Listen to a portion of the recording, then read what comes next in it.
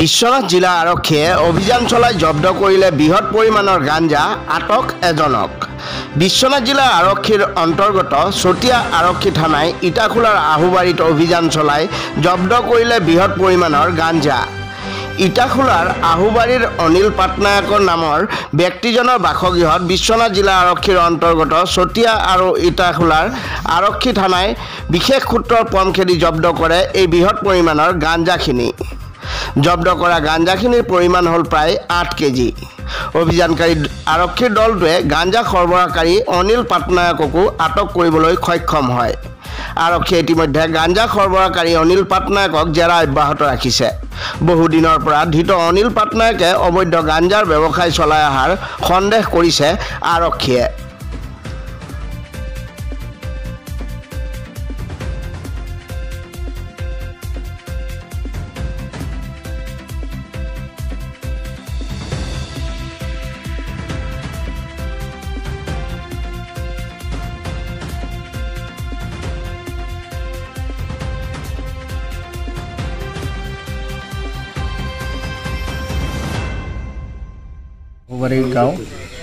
আহুবাৰী গাঁও চতিয়া থানাৰ অন্তৰ্গত আজি অনিল পাটনায়কৰ ঘৰত মিনিমাম 7-8 কেজি বাং হ'ব অনুমানিক ওচিয়ে ওজন কৰি আছে চতিয়া থানাৰ ওচিয়ে। আজি প্ৰথম দেখিলোঁ আৰু অনিল পাটনায়কে এনেকুৱা ব্যৱসায় কৰে বুলি। চবেই আহিছে, গামোৰা আছে, ভিডিঅ' আছে, আমাৰ চবেই আছে।